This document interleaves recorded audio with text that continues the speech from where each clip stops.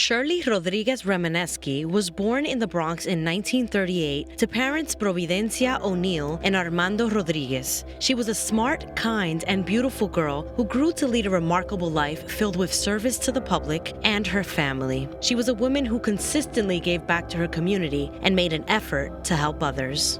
I admired her greatly simply because her initial reaction was to serve others, to do good for the community, and not to expect anything in return.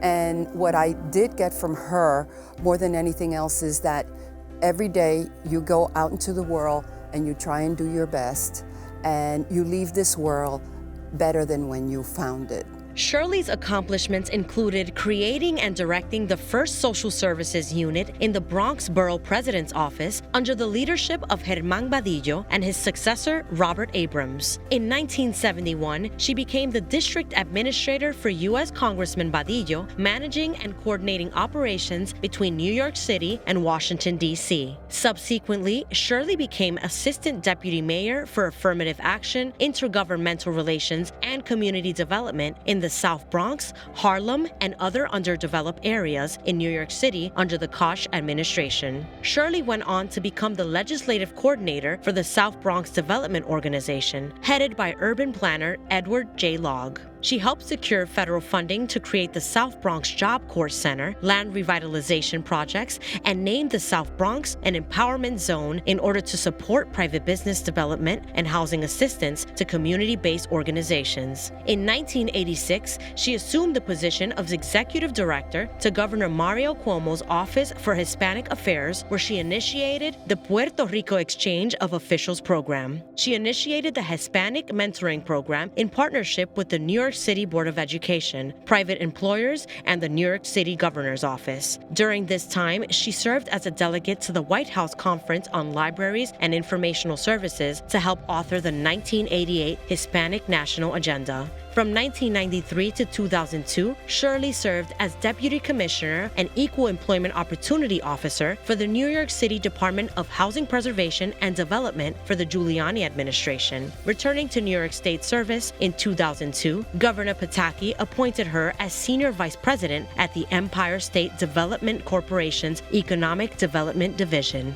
She's had quite an illustrious career. She was a formidable public servant, and she served with great distinction and honor, and she worked very hard for the public good. In 1996, Shirley founded the 100 Hispanic Women, Inc. with a group of dynamic and professional Latina women committed to empowering other Latinas through scholarship and mentoring programs while helping them network and maximize opportunities in government and corporate America. Shirley was one of those women that believed in helping other women, and the way that the organization was started, we gathered in her living room in the Bronx, in Riverdale, and that's where the 100 Hispanic Women was formed.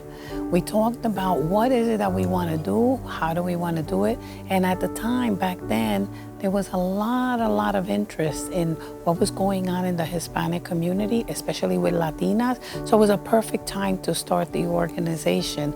Today, we're 22 years later, and we have all kinds of programs that were founded by the organization. Now in its 22nd year, 100 Hispanic Women is still a thriving and growing organization, providing promising scholars with scholarships and mentoring support annually. Shirley had the vision to make an organization that would give them access and maximize their opportunities so that they would learn how to network with each other and develop opportunities for each other. And that's exactly what happened. It was a local organization. It just became a national organization about 4 years ago.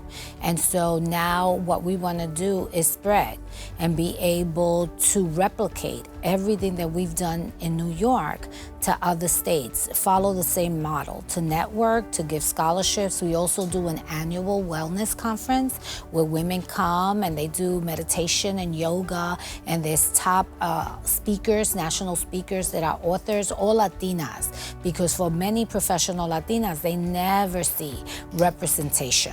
And so when they go to these events, one of the things that they come away with is that there's no one that speaks directly to them. And so they wanted people that understand the things that they've gone through and also the evolution for them. And so that's what we provide for our members and for those that participate in our events. We have many thousands of women and young women who have gone through scholarships, who have been part of most of our programs. In 2008, Shirley continued her pursuit to help young girls by becoming heavily involved in the establishment of the Bronx Global Learning Institute for Girls, the Shirley Rodriguez-Remeneski School. All of the young ladies are bilingual, so they all speak Spanish and English because the curriculum is bilingual, and all of the young ladies also have to be enriched with music and art in the school.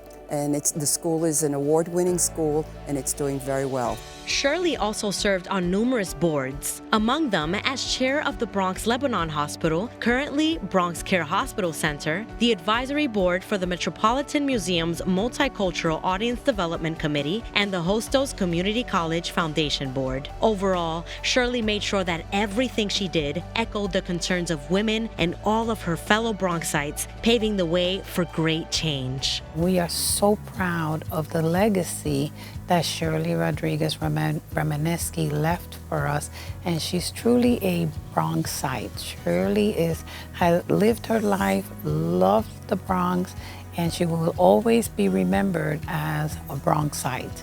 She was just such a fabulous friend.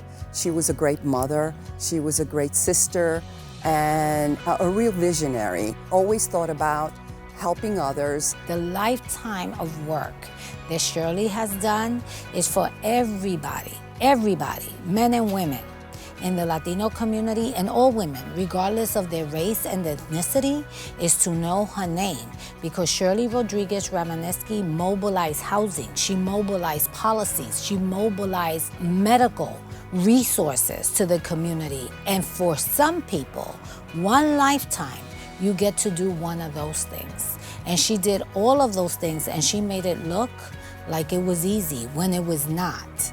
And so what she has done is really remarkable. Her career is remarkable. She is remarkable. And our mission is to ensure that no one ever forgets Shirley Rodriguez-Remeneski.